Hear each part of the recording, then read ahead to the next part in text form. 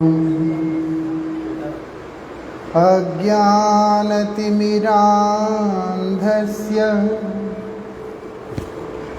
ज्ञानाञ्जनशलाकया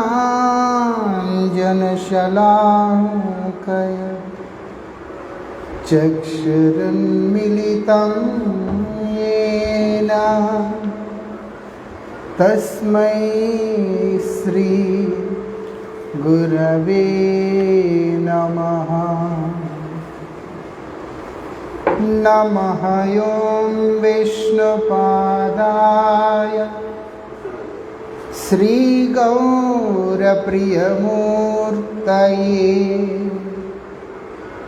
श्रीमते भक्तिवल्लभ तीर्थगोस्वामिने नमः। यतीन्द्रियनमस्तुभ्यं गौरकृष्णप्रियात्मने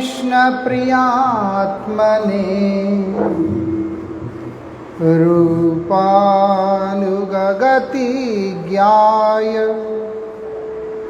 गुरुदेवाय ते नमः। पतितपावन परम करुणामय परम आराध्यतम श्री गुरुदेव नित्य लीला प्रविष्टों विष्णुपाद परमहंस परिव्राजकाचार्य अष्टोत्तर शतश्री श्रीमद् श्रील भक्ति वल्लभ तीर्थ गोस्वामी महाराज जी के अभय चरण में असंख्य कोटि साष्टांग दंडवत प्रणाम करते हुए उनकी अहेतु की कृपा प्रार्थना करता। आज बहुत विशेष तिथि। आज के तिथि को अवलंबन करके नित्य लीला प्रविष्टों विष्णुपाद शिल भक्ति हृदय वन गोस्वामी महाराज जी एवं नित्य लीला प्रविष्टों विष्णुपाद शिल भक्ति सौरभ भक्ति सार गोस्वामी महाराज जी ने इस संसार से अपनी अप्रकट लीला को प्रकाशित किया। ऐसा अक्सर जो भी वैष्णवों का आविर्भाव तिरोभाव के समय परम पूज्य पाद श्री भक्ति विज्ञान भारती गोसाई महाराज जी के मुखारविंद से विशेष रूप से हरिकथा श्रवण करने को मिलता था। महाराज जी हर वैष्णव तिथि के अंदर हर तिथि में उनका नियम होता था, नियमित रूप से उन्होंने वैष्णवों का कृपा प्रार्थना करना। महाराज जी अक्सर बतलाया करते थे, वैष्णवेर गुणगान कोरिले जीवेर त्राण सुनियाछि साधु गुरु मुखे। वैष्णवेर गुणगान कोरिले जीवेर त्राण। त्राण मतलब है कि मंगल होना, उद्धार होना। जीवेर त्राण, जीव मात्र का उद्धार हो जाता है अगर वो वैष्णव का गुणगान करे। कहाँ सुन रहे हैं यह बात? साधु गुरु वैष्णवों के मुख से ही इस बात को अक्सर सुनने में आता है।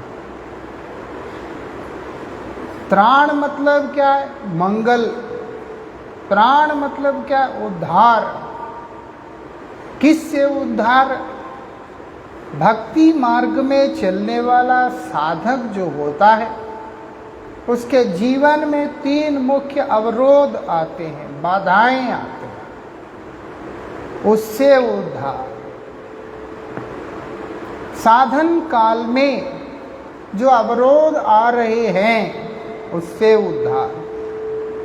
श्रील प्रभुपाद भक्ति सिद्धांत सरस्वती गोस्वामी ठाकुर अपने कीर्ति के अंदर वैष्णव के में इस बात को बतलाया कि भक्ति के पथ पे विघ्न क्या है?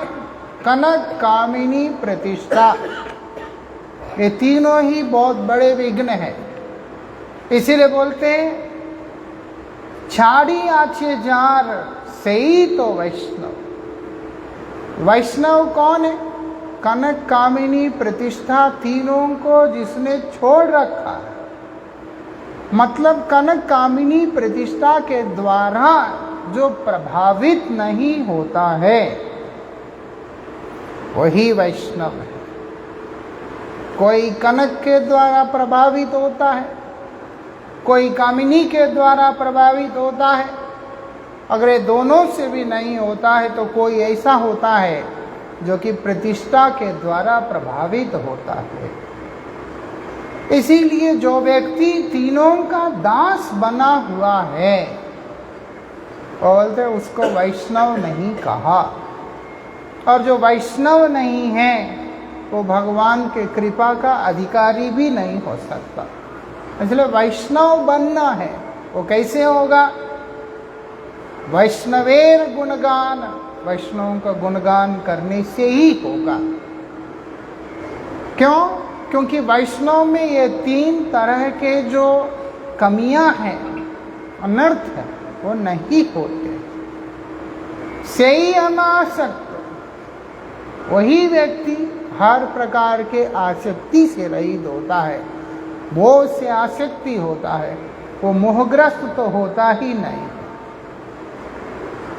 ऐसा कृष्ण ही का शरण होता है, इसलिए वहां पर बता दिया से ही अनासक्त, से ही शुद्ध भक्त। वही शुद्ध भक्त कहलाने के लिए उपयुक्त भी होता है, योग्य भी होता है। ऐसा इसलिए यहां पर बताया रघुनाथ दास गोस्वामी ने अपने मन शिक्षा के अंदर बड़े सुंदर रूप से बता दिया। प्रतिष्ठा सा धृष्टा स्वपच रमणी में हृदय नटेत। प्रतिष्ठा की आशा, जो प्रतिष्ठा की आशा, जो इच्छा कि मुझे प्रतिष्ठा प्राप्त हो। धृष्टा मतलब असत चरित्र, उसका चरित्र भी ठीक नहीं। स्वपच रमणी, स्वपच मतलब कौन है? चंडाल। स्वपच रमणी मतलब चंडाल के जो है स्त्री, असत चरित्रा। मैं हृदय नटेत, मेरे हृदय के अंदर नृत्य कर रही है। प्रतिष्ठाशा रूपी चंडालिनी जो है, चंडाल की पत्नी, जो कि एक तो चंडालिनी है, ऊपर से चरित्र भी ठीक नहीं है। और वो कहाँ नृत्य कर रही है? मैं हृदय नटेत, मेरे हृदय में नृत्य कर रही है। जब मेरे हृदय में वो नृत्य कर रही है, कथम साधु प्रेम स्पृशति सुचिरे तन्नु मना। वो साधु प्रेम, भगवत प्रेम मेरे हृदय को किस प्रकार से स्पर्श करेगा? संभव ही नहीं। अंदर गंदगी रखने के बाद इसमें भगवत प्रेम वो हमारे हृदय में कैसे आ सकता है? साधु प्रेम ही कृष्ण प्रेम है। ऐसा, लेकिन इसका मतलब क्या कोई उपाय नहीं है, कोई विकल्प नहीं है? बोले है, सदा तम सेवस्य प्रबुधित सामंतम अतुलम। एक उपाय है, बोलते क्या करो? प्रबुधित सामंतम अतुलम, उनकी निरंतर सेवा करो। प्रभु कौन है? श्री चैतन्य महाप्रभु। उनके सेना के सामंत कौन है? रूप गोस्वामी, सनातन गोस्वामी, दास गोस्वामी, गोपाल भट्ट गोस्वामी, जीव गोस्वामी, रघुनाथ दास गोस्वामी आदि। तो बोलते हैं उनके अनगत आचार्य गणों का सेवा करो। ऐसा प्रबुदित सामंत, सोना नहीं। और यहाँ पर और भी विचार दिया। प्रभु मतलब कौन है? श्रील प्रभुपाद। उनके सेना के सामंत श्रील परम गुरुपाद पद्म। प्रभु मतलब प्रभुपाद, उनके सेना के सामंत कौन है? वो बोलते हैं उनके अपने गण जितने भी परिकर हैं। ऐसा ये सब कौन है? बिना किसी तुलना के अतुलनीय शक्तिशाली है। भक्ति के द्वारा, भगवत कृपा के द्वारा सराभोर ऐसे महान व्यक्तित्व है। वो क्या करेंगे? अगर हमने उनका आश्रय ग्रहण किया, उससे क्या करेंगे? वो हमारे हृदय में प्रवेश करके प्रतिष्ठा रूपी चंडालिनी, जिसको हम अपने सामर्थ्य से बाहर नहीं निकाल पा रहे हैं, वो उसको वहाँ से भगाकर भगवत प्रेम को वहाँ पर विराजमान कर देंगे। ऐसा इसलिए यहाँ पर बताया, बोलते जीवेर त्राण।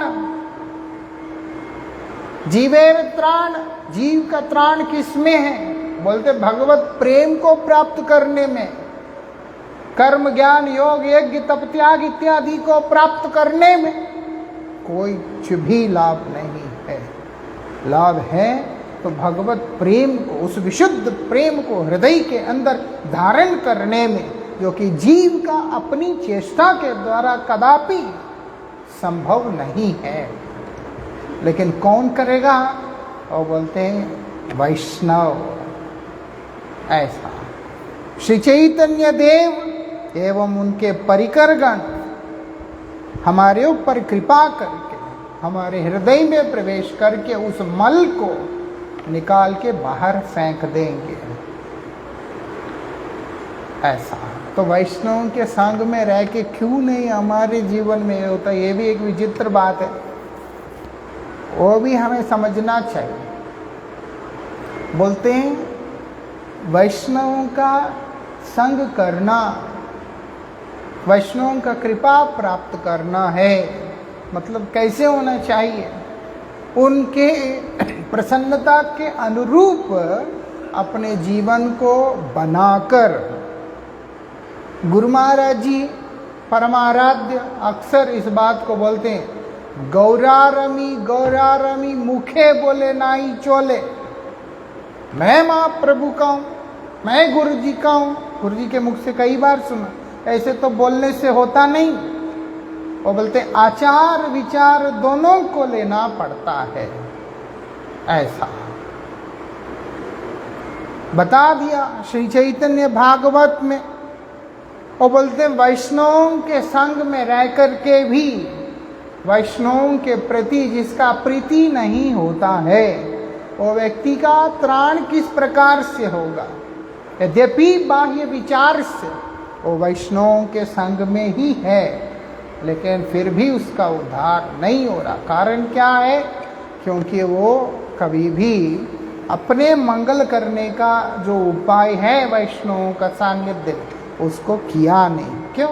वो उनका गुणगान किया, उसमें गुण देखा ही नहीं। वैष्णवेर गुणगान कोरिले जीवेर त्राण, उसमें गुण देखा ही नहीं। अगर श्रील गुरु महाराज जी का देखते हैं, गुरु महाराज जी अक्सर इस बात को बोलते हैं, कुछ तो गुण होगा, कुछ तो गुण होगा।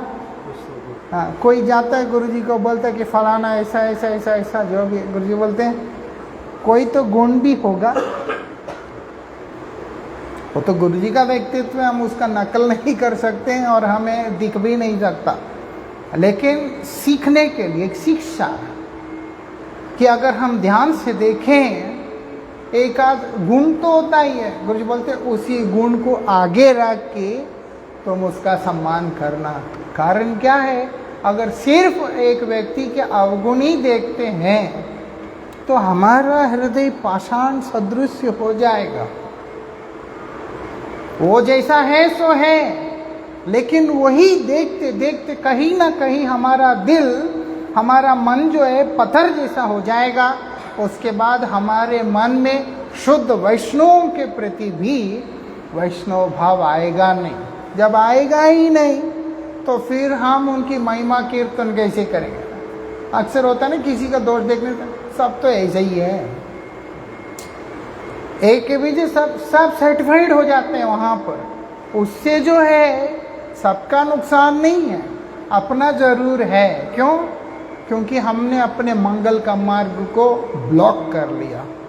खैर जो भी है, इसलिए यहाँ पर श्रील भारती गोसाई महाराज जी, श्रील गुरु महाराज जी अक्सर इन चीज़ों पे विशेष जोर देते थे। वैष्णवों के आविर्भाव में और तिरोभाव में विशेष रूप से उनका महिमा कीर्तन करना चाहिए, क्योंकि वैष्णव भगवान के अत्यंत प्रिय होते हैं। भक्त का अनुगत करने पर भगवान तो वैसे ही उसके ऊपर प्रसन्न हो जाते हैं, लेकिन भक्त भगवान के प्रिय होने के कारण जब कोई भी व्यक्ति भक्त का महिमा को कीर्तन करता है, विशेष करके उन तिथियों में जिन तिथियों में उन्होंने आविर्भाव और तिरोभाव लीला को प्रकट किया, भगवान उनके ऊपर अतिशय प्रसन्न हो जाते हैं। कृष्ण कृपा को प्राप्त करने के लिए, अपने अंतःकरण की शुद्धि के लिए, भगवान का हमारे हृदय में वास हो। अविस्मृति कृष्ण पादार विंदयो, भगवत पाद पद्म की अविस्मृति, गुरुपाद पद्म की अविस्मृति, मतलब निरंतर उनका स्मरण करने पर जितने भी अभद्र है वो सब ध्वंस हो जाएंगे, हमारा अपना परम मंगल हो जाएगा। उसके लिए ही गुरु वैष्णव का महिमा का गुणगान करने के लिए हमारे आचार्य बतला रहे हैं। उसी के अंतर्गत श्री भक्त हृदय वन गोस्वामी महाराज जी का आज तिरोभाव तिथि है। उनके बारे में श्री भारती गोसाई महाराज जी बतला रहे हैं। क्या बोलते हैं?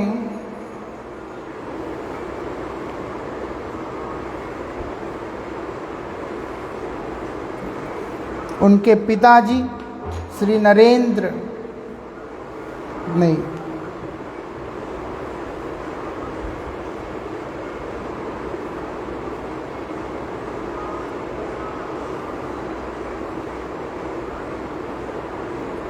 भगवान की कृपा से हर तरह का व्यवस्था हुआ। ऐसी व्यवस्था हुआ, ये कहाँ के थे? उनका नाम था श्री नरेंद्र बंदोपाध्याय। वो बड़े ही गुणी विद्यार्थी हुआ करते थे अपने समय के अंदर, और ये ढाका में रहा करते थे। उस समय बांग्लादेश और भारत जो है अलग नहीं हुआ था, एक ही था। तब ये ढाका में रहा करते थे और सामाजिक, बहुत सारे सामाजिक कार्यक्रमों में भाग लिया करते थे।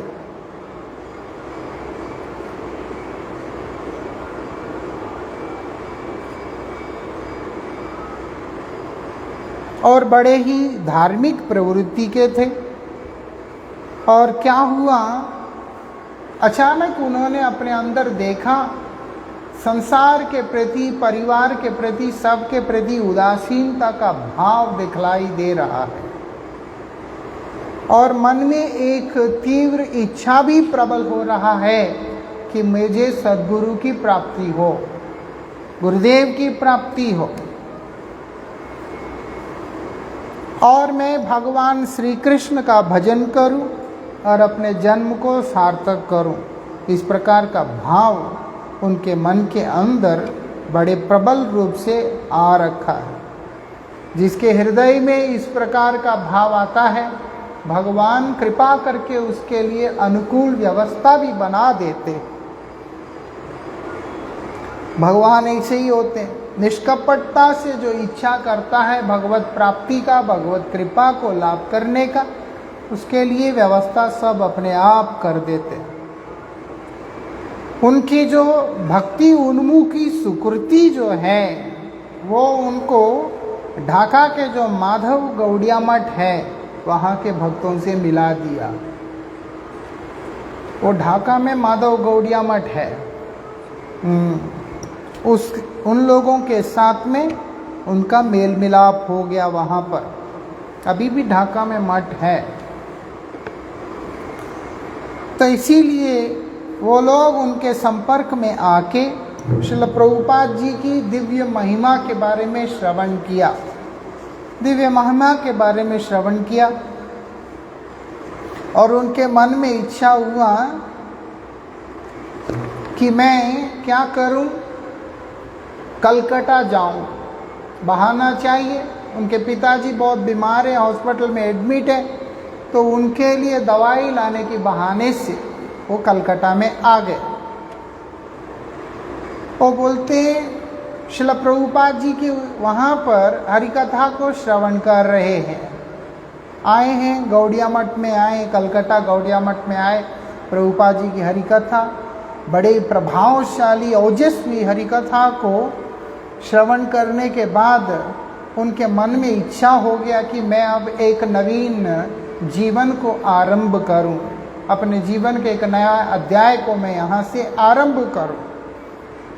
वो क्या किया, उनका इच्छा नहीं हुआ कि अब मैं वापस जाऊं।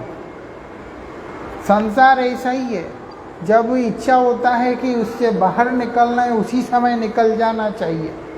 जो प्लान बनाता है कि अब नहीं तब करेंगे, वो सब फैमिली में चलता है, वैराग्य के मार्ग में नहीं चलता है। जब बॉल आगे आता है तभी उसको लात मार देना होता है, गोल कर देना होता है।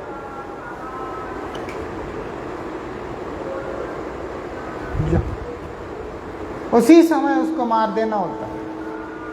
कई लोग प्लान बनाते हैं इसीलिए फेल हो जाते हैं। दुनिया में प्लान नहीं बनाते, दुनिया में फेल हो।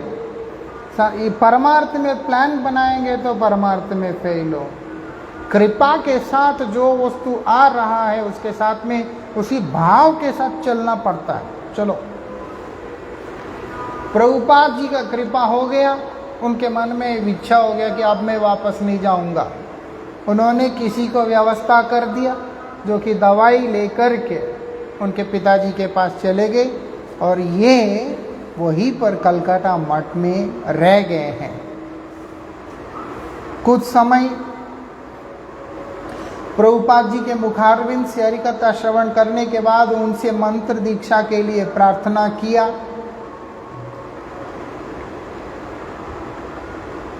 और श्रील प्रभुपाद जी ने भी उनका परीक्षा लिया, देखकर वो बोलते कि एक लेख लिखो, एक लेख लिखना। उन्होंने उनकी हरिकथा श्रवण किया और उन्होंने देख लिया कि हाँ मेरे गुरुदेव तो अब यही हैं। प्रभुपाद जी ने भी उनका परीक्षा लिया, बोलते कि लेख लिखो एक। और उन्होंने जब लिखा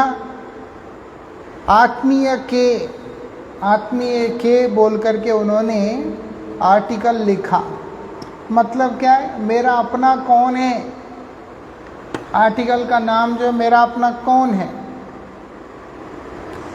जब यहाँ पर उन्होंने बड़े सुंदर तरीका से इस लेख को लिखा,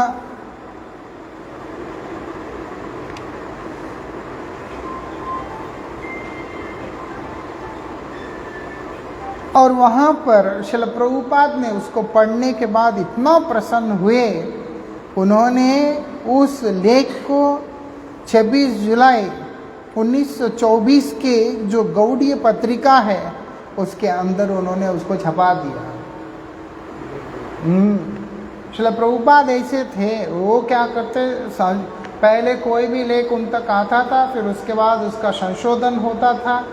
पहली बात तो हर कोई लिख नहीं सकता था, डिपेंड करता कि किस किस के द्वारा उन्होंने सेवा लेनी है। वन गोसाई महाराज जी का इतना था।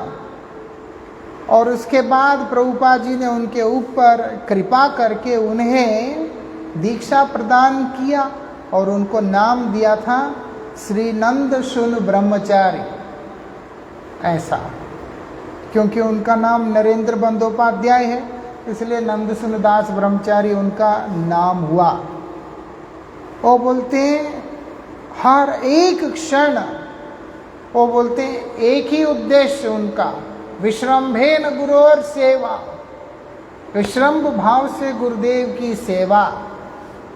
ऐसा मतलब कोई किसी प्रकार का संकोच ना रखते हुए निरंतर वो अपनी गुरु सेवा में लगे हुए हैं। ऐसा उनका व्यक्तित्व था।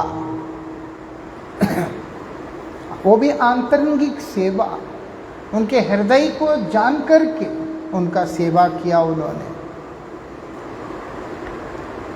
ऐसा कहा जाता है कभी भी उनके अंदर कभी किसी ने देखा ही नहीं है कि वो अपने इंद्रिय तृप्ति के लिए किसी भी प्रकार की चेष्टा में कभी थे। हर क्षण हर पल उनका केवल मात्र प्रभुपाद की सेवा के अतिरिक्त कुछ और उनका उद्देश्य है ही नहीं। ऐसे वृंदावन जाते हैं, वहाँ उनके नूपुर भी है, पायल है ना, वो क्या मतलब ऐसे भजन करते करते सेवा करते करते ऐसा उनका व्यक्तित्व ऐसा हो गया है कि वो रात्रि काल में अपने भजन कुटीर से नीचे जाकर बेसमेंट में, अपने कमरे से ही बेसमेंट बना हुआ था, वहाँ पर वो पूरा रात नृत्य किया करते थे। वहाँ पर कमल के फूल में श्री राधा को वही भजन कुटीर में बैठ के दर्शन किया। श्री राधा कृष्ण युगल वहाँ पर बैठे हुए हैं, बड़े सुंदर बागान है, सारा कुछ देख रहे हैं।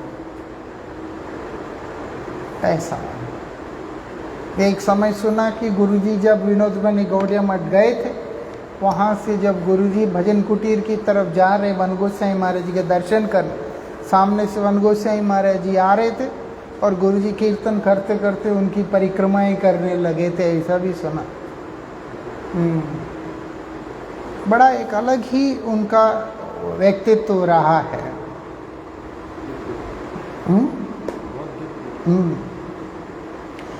29 जनवरी 1925 को विष्णुप्रिया देवी के आविर्भाव तिथि के दिन श्रील प्रभुपाद जी के अध्यक्षता में गौड़मंडल परिक्रमा निकाला गया है।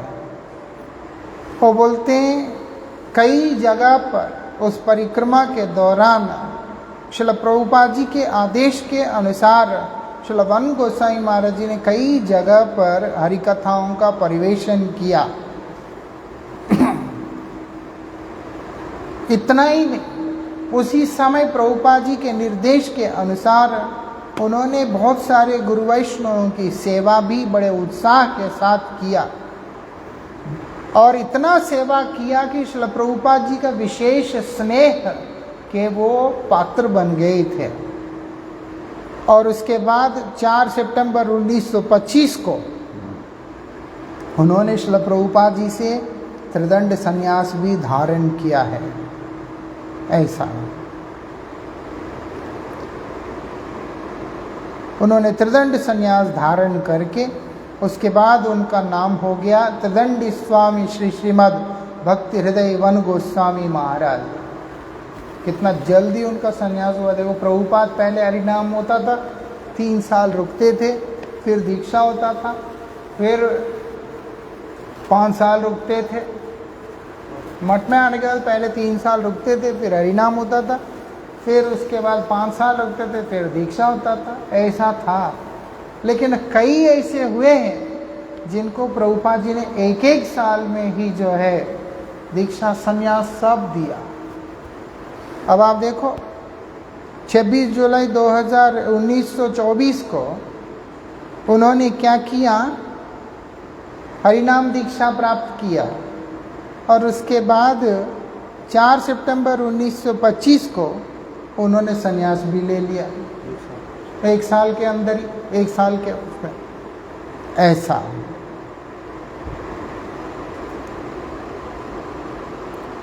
और बोलते हैं प्रभुपाद जी का एक बार इच्छा हुआ सदशिक्षा प्रदर्शनी के द्वारा वो क्या करेंगे, अलग अलग प्रकार के जो शिक्षाएं हैं उसको वो देना चाहते हैं। और श्रील भानु गोस्वामी महाराज जी इस चीज़ को करने में मुख्य रूप से जो उसके अंदर इन्वॉल्व हुए थे, उनके इच्छा के अनुसार, प्रभुपाद जी के इच्छा के अनुसार भानु गोस्वामी महाराज जी के अध्यक्षता में ये सारी एग्जीबिशंस को मायापुर में, कलकत्ता में, ढाका में, पटना में, काशी में, प्रयाग में, कुरुक्षेत्र में, सब जगह पे वो किया गया है। प्रभुपाद जी का इच्छा है, इसीलिए परम गुरु जी भी हर जगह इसको किया करते थे। बिजली से चलने वाले मूर्तियाँ और उसके बाद स्लाइड प्रेजेंटेशन। पहले होता था फिल्म डालते थे, वो मशीन हमारे पास है एक, वो फिल्म हम लोग कुछ एक फिल्म जो है मदन प्रभु से लेके आए थे, छोटे छोटे ऐसे से, और उसको वहाँ पर लगा के आगे लेंस होता था, उससे जो है वो प्रोजेक्ट होता था। ये सब प्रभुपाद जी का इच्छा था। प्रभुपाद जी समय के अनुसार जो अवेलेबल मीडिया को हर तरह से यूज़ किया, इतने एडवांस्ड थे। और प्रभुपाद जी के उसी प्रेरणा को आगे रखते हुए परम गुरु जी ने भी इन चीज़ों को कई जगह पे किया।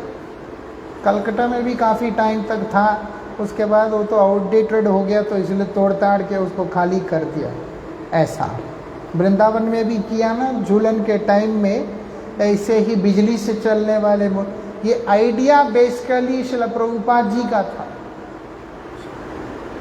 एक समय श्रील तुर्याश्रमी गोस्वामी महाराज जी मुझसे कह रहे थे, प्रभुपाद जी का इच्छा था विश्व में प्रचार हो हरिनाम का।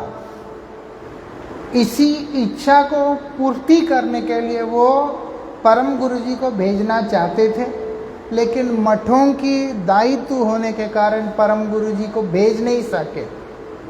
इसी प्रभुपाद की इच्छा को पूर्ति करने के लिए हमारे गुरु जी को परम गुरु जी ने भेजा। श्री तुर्याश्रमी महाराज जी श्रेय गुरु जी को भी दिया नहीं, वो सीधा बोलते हैं कि ये प्रभुपाद जी का इच्छा था और किया हमारे गुरु जी हैं, और निमित्त कौन है? तुम्हारे गुरु जी हैं। वो हमें बोल रहे थे, एक्चुअली मुझे बोल रहे थे, बोलते तुम कभी भी खुद को कारण नहीं समझना, क्योंकि मैं भी तो विदेश जाके आता था। वो बोलते हैं कि वो हमारे गुरुजी ने तुम्हारे गुरुजी को भेजा, आप तुम्हारे गुरुजी नित्य लीला में हैं, तो इसीलिए हमारे गुरुजी जो है उनके ग्रैंड डिसाइपल्स को भेज रहे हैं। तुम नहीं जा रहे हो, हमारे गुरुजी जा रहे हैं। और किसके लिए जा रहे? प्रभुपाद जी के लिए, क्योंकि करने की इच्छा प्रभुपाद जी का है। उनके शिष्य ऐसे होते थे, श्रेय ऐसे नहीं वो गुरु को देते थे, उनका दर्शन ऐसा था। ऐसे ही वन गोसाई महाराज, उनका भी दर्शन ऐसा था कि मेरे गुरुदेव का ये इच्छा है, उनके हृदय का इच्छा, उसको मैंने करना है, और हर जगह पे उस चीज को उन्होंने किया। जो हो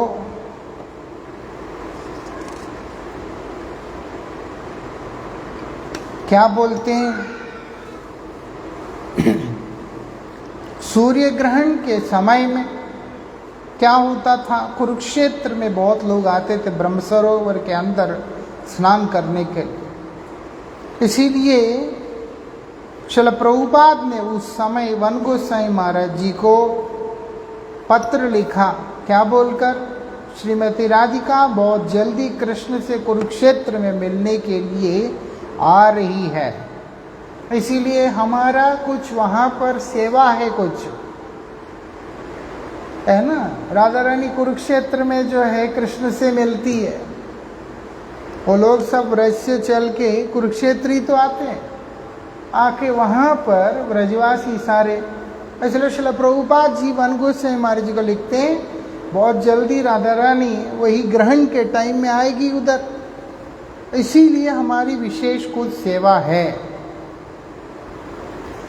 बोलते हैं इतनी संक्षिप्त में संदेश दे दिया, हम होते तो समझ ही नहीं पाते। वन गोसाई महाराज जी समझकर कि उनके गुरुपाद पद्म का क्या इच्छा है, इसीलिए उन्होंने क्या किया, श्री चैतन्य महाप्रभु की प्रेरणा से जैसे रूप गोस्वामी के हृदय में प्रकट हुआ, उसी प्रकार से श्रील प्रभुपाद की प्रेरणा से वन गोसाई महाराज जी के हृदय में भी ये चीज प्रकट हुआ। उन्होंने क्या किया, उन्होंने बड़े ही सुंदर एक धोती को ऊपर कर, धोती को ठीक करना, खुल गया हो,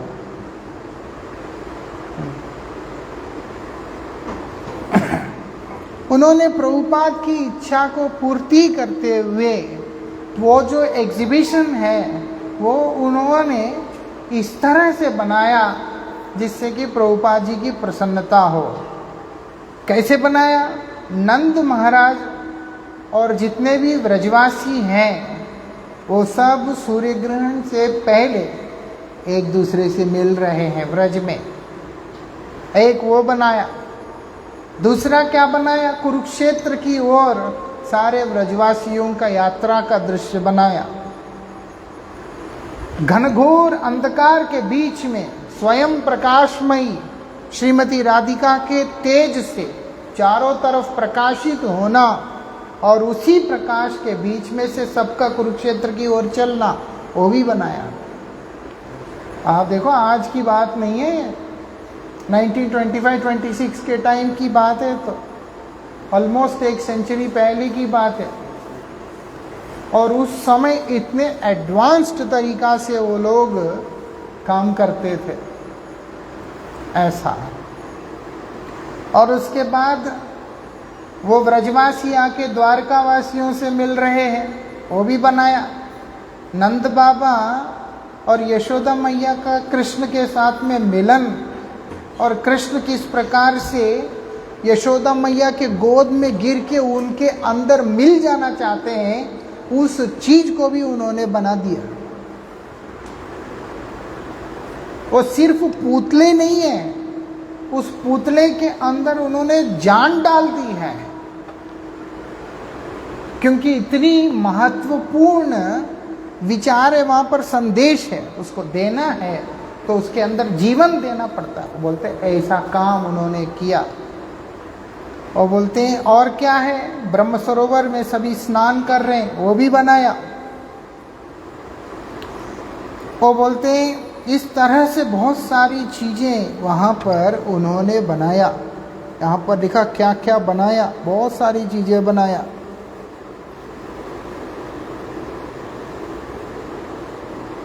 रोहिणी मैया वहां पर बतला रही है, क्या बोलती है, सभी गोपियों को श्रीमती राधिका के अनुगत में लेकर के आने के लिए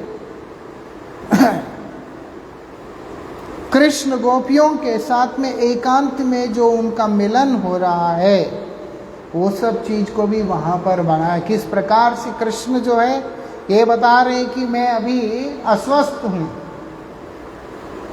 स्नान यात्रा के बाद जैसा होता है कि किस प्रकार से कृष्ण बोल रहे हैं अस्वस्थ है, वो सारी चीजें वहां पर बनाया। चैतन्य चरितामृत में जैसे राधा रानी कृष्ण से कह रही है, उसके ऊपर भी उन्होंने एक वो लीला बना दिया वहां पर। मतलब लीलाओं को देखने मात्र से आपको सब बहुत सारे उपदेश, बहुत सारी शास्त्र की बात अपने आप से पता चल जाएगा। इस प्रकार से उन्होंने उस समय वहां पर बना दिया। और क्या बोलते हैं, राधा भाव को जगन्नाथ के आगे नृत्य करते हुए राधा भाव को चैतन्य महाप्रभु किस प्रकार से प्रदर्शित कर रहे हैं, वो भी उन्होंने उस एग्जीबिशन के दौरान उसको भी बना डाला। इस प्रकार से बहुत सारी चीज़ों को उन्होंने वहाँ पर किया। ये तो थोड़ा है, इसको हम कल भी चर्चा करेंगे। और थोड़ा श्रील भक्ति सार गोसाई महाराज जी के बारे में भी कल थोड़ा सा चर्चा करेंगे। महाराज जी तो वैसे ही काफ़ी कम बोला, और उसको भी अगर हम ठीक से चर्चा करते हैं तो थोड़ा सा लंबा चल जाता है। आज के लिए हम यहीं पे विश्राम देते हैं। वांछा कल्पतरुभ्यश्च कृपा पतितानां पावनेभ्यो वैष्णवेभ्यो। वन गोसाई महाराज किस प्रकार से चेन्नई गए, कोवूर गए, परम गुरु जी के साथ मिलके, परम गुरु जी उनके साथ मिलके बहुत प्रचार किया, कई यात्राएं की और विदेश प्रचार गए, वहाँ पर उन्होंने बहुत सारे सेवाएं की। वासुदेव गौड़िया मठ की स्थापना में भी उनका विशेष योगदान रहा और प्रभुपाद ने उनको 32 रुपये वाला जूता खरीद के दिया और आदेश किया कि उनको बोलो पहन के मुझे मिलने आएगा। जूते पहन के कैसे गुरु को मिलने जाएंगे? प्रभुपाद को पता है कि वो तो आएंगे नहीं, इसीलिए उन्होंने आदेश किया कि उनको बोलो मुझसे जूता पहन के मिले। उनको कोट बना के दिया, सब कुछ बना के दिया प्रभुपाद ने। क्योंकि प्रभुपाद जी का ऐसा है कि आज मैं वैराग्य को भी जो है धन्य कर दिया टाइप का है ना। जो संन्यास आश्रम है वहाँ पर सिला हुआ वस्त्र पहनने का व्यवस्था नहीं है, लेकिन प्रभुपाद उनसे कोट पहना रहे हैं, उनको जूते पहना रहे हैं, पहना के उनको विदेश भेज रहे हैं। प्रभुपाद धर्म प्रचार के लिए, महाप्रभु की विशुद्ध वाणी का प्रचार प्रसार के लिए जो ज़रूरत है वो सब कराया। उनमें से बहुत सारी चीज़ें श्रील भक्ति हृदय वन गोसाई महाराज जी से कराया, जो हो इनकी जीवनी के ऊपर हम कल भी चर्चा करेंगे। हरे कृष्ण।